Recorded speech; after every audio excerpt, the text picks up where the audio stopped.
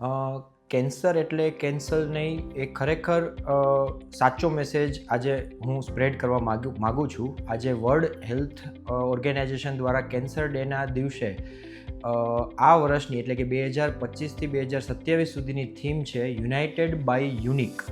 That means કે દરેક પેશન્ટનું cancer એક અલગ રીતે વર્તે છે, એટલે દરેક પેશન્ટને અનુરૂપ એની ટ્રીટમેન્ટ મળી રહે, એટલે કે પીપલ ઓરિએન્ટેડ કેન્સર કેર મળે, એ થીમ આ 3 વર્ષ માટે WHOએ વર્લ્ડ કેન્સર ડેના દિવસે આપેલો છે.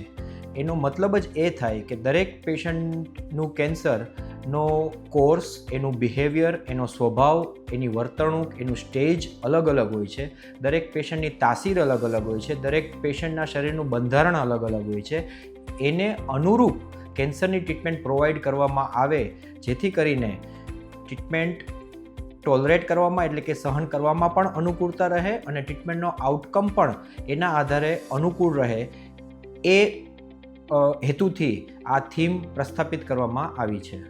દર્દીઓમાં ભારતમાં, એમાં પણ મુખ્યત્વે ગુજરાત, રાજસ્થાન, મહારાષ્ટ્ર જેવા બેલ્ટમાં ટોટલ કેન્સરના જેટલા પ્રમાણના દર્દીઓ જોવા મળે છે, તેમાંથી 70% જેટલા દર્દીઓ મોઢાના અને ગળાના કેન્સરના હોય છે. એનું એક જ મુખ્યત્વે કારણ છે, કારણ કે આ પ્રદેશમાં અને ઓલ ઓવર ભારતમાં પણ તમાકુનું સેવન અતિશય કોમન છે. એને લીધે મોઢા અને ગળાના કેન્સરનું પ્રમાણ મોર દેન 70% કહું તો પણ એ ખોટું નથી. મહિલામાં પણ પેરીફેરીમાં એટલે કે ગામડાઓમાં અને દૂરના વિસ્તારોમાં સોપારી અને તમાકુ ખાવાનું વ્યસન કમ્પેરેટિવલી શહેર કરતાં વધારે જોવા મળે છે, અને એને કારણે ધીરે ધીરે મહિલાઓમાં પણ મોઢાના અને ગળાના કેન્સરનું પ્રમાણ વધી રહ્યું છે.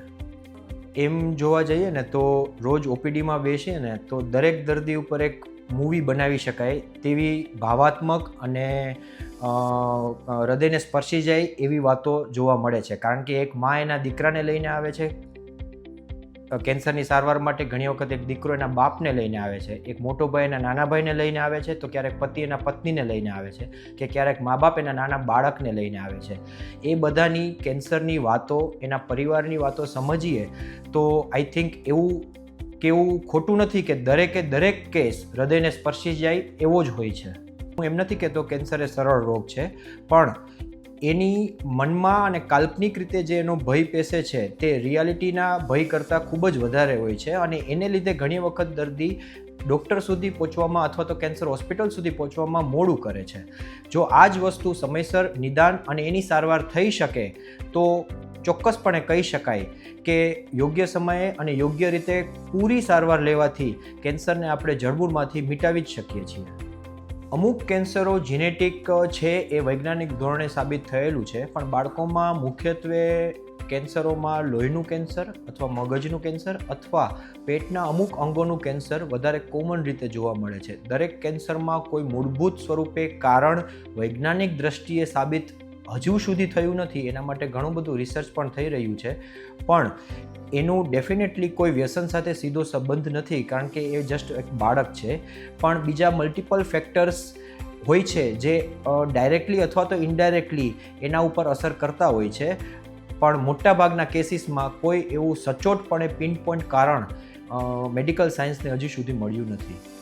એ અમે બહુ ઘણી વખત એવું લાગે કે અમે ઘણું ફ્રિકવન્ટલી જોઈએ છીએ કે આજે પણ કેન્સર નિદાન થયા પછી દર્દી કેન્સરની સારવારથી ડરીને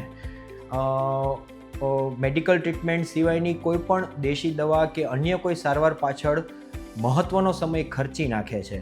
કેન્સરનું નિદાન થયા પછી 2-4 મહિના સુધી અલ્ટરનેટ ટ્રીટમેન્ટ માટે સમય ખર્ચવો એ મારી દ્રષ્ટિએ બિલકુલ યોગ્ય ન કહેવાય, કારણ કે એ ગાળા દરમિયાન ઘણું બધું કેન્સરનું પ્રમાણ સ્ટેજના ભાગરૂપે વધી જતું હોય છે. આ થવાનું મુખ્ય કારણ કેન્સરની સારવાર પ્રત્યેનો ડર જ છે.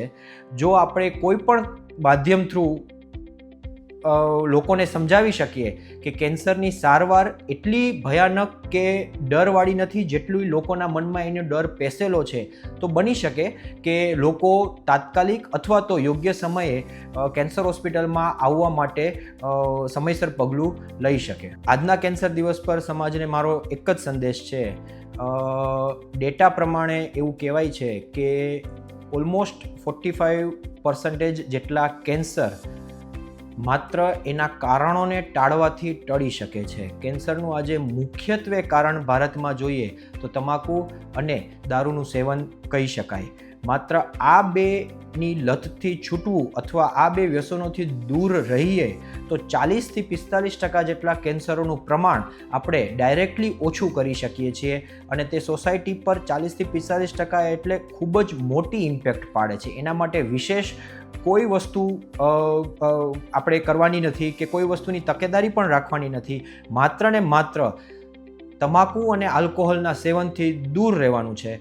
મારો એ જ આજે મેસેજ છે. જો આ પદાર્થોથી દૂર રહીએ તો પર્સનલ લાઈફ તો સુધરશે જ 100%, પણ સાથે સાથે ફેમિલી અને ફાઇનાન્શિયલ લાઈફમાં પણ ખૂબ જ મોટો સુધારો જોવા મળી શકે છે.